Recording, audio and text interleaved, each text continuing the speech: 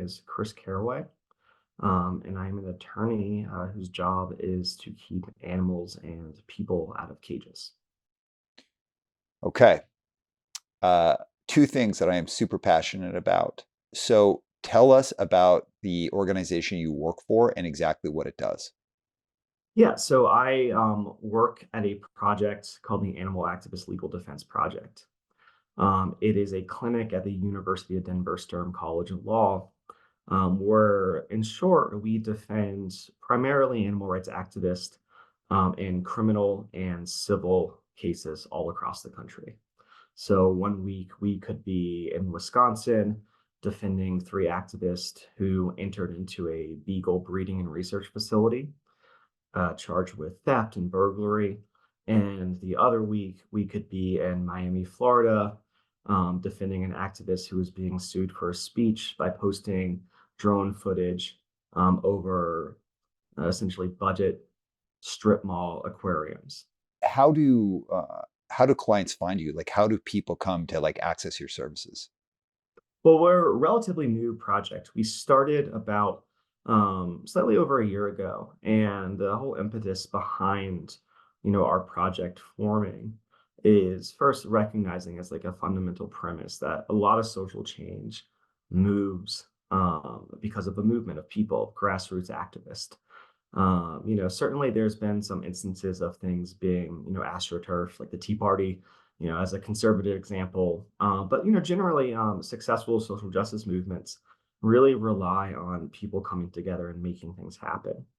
And predominantly, especially in the animal rights community, we have seen this chronic problem of grassroots activists having problems getting access to justice, access to attorneys. And I mean, that was my experience when I started out as an animal rights activist in Raleigh, North Carolina. Didn't know who to call if we got in trouble. And 20 years later, it's still an issue. And the effect of that, of having activists going into courtrooms, can be pretty disastrous for a movement. It can cause a lot of stress. It can take people out of organizing, whether that be just focusing on a court case or literally in jail. And it can cause people to quit. So the main reason this project started was to try to fill that gap, to try to support and give a healthy foundation to sort of the grassroots animal rights movement.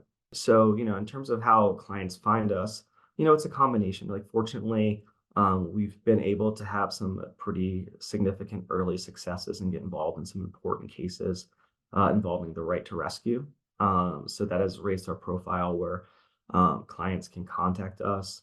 It's our connections in the movement, and sometimes we are reaching out, trying to find cases, trying to find people to help. And it's our intention to grow to a point where anyone gets in trouble, they know where to go, and we either directly help them or find someone that can.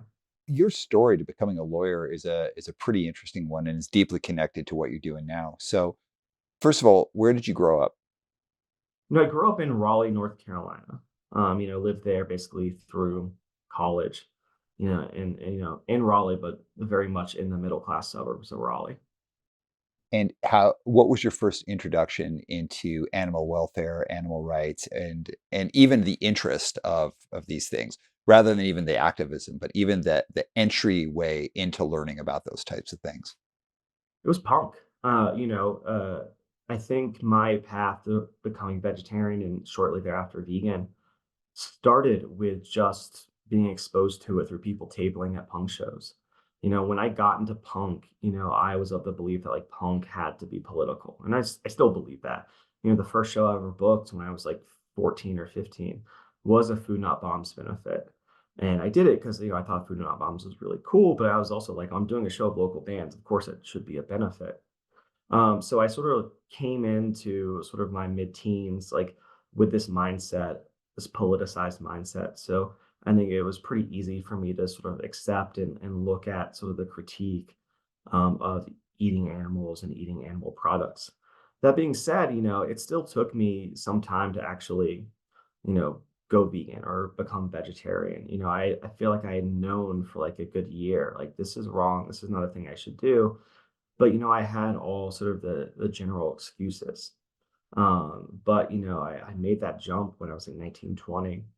And then, I often refer to it as my gateway movement. It wasn't the first thing of political activism I did, but it was certainly the one that grabbed me the most and fed into sort of my identity, um, and really taught me a lot about just organizing and protest in general. And what was it you say it was 1920? 1920. Did I say 1920? Yeah. Oh, no. No, when I was like 19 or 20, not the year 19 or 1920. 20. I was like, Yeah. what is that? Yeah, I'm 1920. not that old. Okay, when you were 19 or 20, what was the reaction? And I don't just mean like from a family member or a friend that may be like, oh, going vegetarian, this or that, like not from a health risk perspective, but when you started getting into actual activism, what was the reaction to the people around you who cared about you, but weren't part of the activist community? Well, in Raleigh's a small town, and it's the capital city, North Carolina, but it's very much a college town. I went to North Carolina State University, which is an engineering school, but also an agricultural school. And I found a good community of punks, people that were punk adjacent, in this DIY spirit. And when you have incredibly small towns, sort of like building a community, sort of everyone sort of shows up. You have like the metalheads coming to the punk shows and things like that. And I think that's true of the activist community in Raleigh. You would have people that would show up to Food Not Bombs that were not vegan or vegetarian, but sort of understood the welcoming aspects. And we had a bicycle co-op in the backyard of one of our houses and things like that. So in many respects, it really wasn't that much of a culture change. I think a lot of people just were like, yeah, he went vegan, no surprises. Because certainly, there were a lot of people already sort of in my friend group or scene that were vegetarian or vegan. I grew up in Raleigh at the same time as I'm dying. Um, so, it really, wasn't that much of a shift. My family didn't really care. They didn't really adapt to it. They're just like, okay, it's a weird thing. Um, but yeah, people kind of just shrugged their shoulders and said, yeah. And admittedly, I was an annoying vegan when I first became vegan. I sucked. I was not good good at sort of spreading the movement. I was judgmental. I was shitty.